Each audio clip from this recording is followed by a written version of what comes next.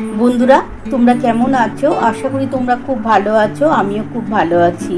আজকে তোমাদের আমি লাউ পাতার ইলিশ পাতুরি করে দেখাচ্ছি। আর এটা করতে কি কি লাগছে দেখে নাও। আমি কিন্তু ইলিশ মাছ নিয়ে নিয়েছি। এই যে দেখো বন্ধুরা, আমার ইলিশ মাছ নেওয়া হয়ে গেছে। আর আমি এটার মধ্যে লাউ শাক নিয়েছি, এই যে লাউয়ের পাতা নিয়ে নিয়েছি, আর সর্ষে আর কাঁচা লঙ্কা।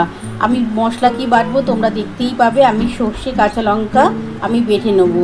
তারপর আমি কিভাবে পাতুরিটা করব তোমরা দেখতেই পাবে। চলো বন্ধুরা, মশলাটা বেটে নিই। আমি এটা লাউ পাতা দিয়ে ইলিশের পাতুরি করছি, দারুণ খেতে লাগে গরম ভাতের সাথে। বন্ধুরা দেখো, আমার কিন্তু পাতুরি, ইলিশ মাছের পাতুরি করছি লাউ পাতা দিয়ে। তার জন্য দেখো সর্ষে আর কাঁচা লঙ্কা কিন্তু বেটে নিয়েছি। এবার এটা আমি কিভাবে করছি তোমরা দেখতে পাবে। চলো বন্ধুরা, তোমরা দেখতে থাকো। বন্ধুরা দেখো, আমি কিন্তু একটা পাত্রে সর্ষে কাঁচা লঙ্কা কিন্তু বেটে রেখে দিয়েছি। আমি এর মধ্যে কিন্তু পরিমাণ মতন হলুদ দিয়ে দিচ্ছি। তোমরা দেখতে থাকো আমি কিভাবে পাতুরিটা করছি। আমি পরিমাণ মতন হলুদ দিয়ে দিচ্ছি। আমি 2 চামচের মতো হলুদ দিলাম, কারণ আমার ইলিশ মাছ অনেকটাই আছে। অল্প একটু চিনি দিলাম, এটা টেস্ট হওয়ার জন্য দিলাম বন্ধুরা। তোমরা না দিলেও না দিতে পারো। আমি 2 চামচের মতো নুন দিচ্ছি। আমি 2 চামচের মতো নুন দিয়ে দিলাম, আর পরিমাণ মতন সর্ষের তেল দিয়ে দিচ্ছি। এবার এটা ভালো করে একটু চামচ দিয়ে গুলে নিচ্ছি। নিয়ে তারপর কিভাবে করছি তোমরা দেখতে পাবে। বন্ধুরা দেখো, সর্ষে আর কাঁচা লঙ্কার সাথে আমি সমস্ত কিছু মশলা দিয়ে দিয়েছি। তোমরা তো দেখেই নিলে। আমি হলুদ, নুন, অল্প একটু মিষ্টি, এটা স্বাদের জন্যই দিয়েছি।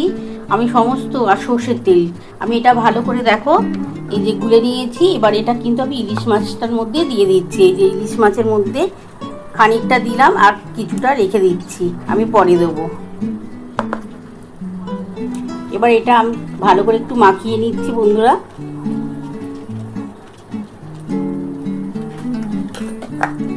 আর খানিকটা আমি রেখে দিচ্ছি, এটা কিন্তু আমি পরে দেবো। এর মধ্যে আমি অল্প একটু সর্ষের তেল দিয়ে দেবো। আর এই যে বন্ধুরা দেখো, কিছুটা রেখে দিচ্ছি, এটা আমি পরে দেবো। বন্ধুরা অল্প একটু সর্ষের তেল দিয়ে দিচ্ছি।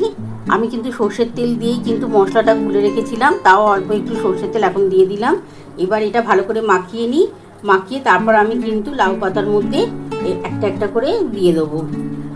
বন্ধুরা দেখো, আমি কিন্তু সমস্ত মশলাটা দিয়ে অল্প একটু সর্ষের তেল দিয়ে মাখিয়ে রেখেছিলাম।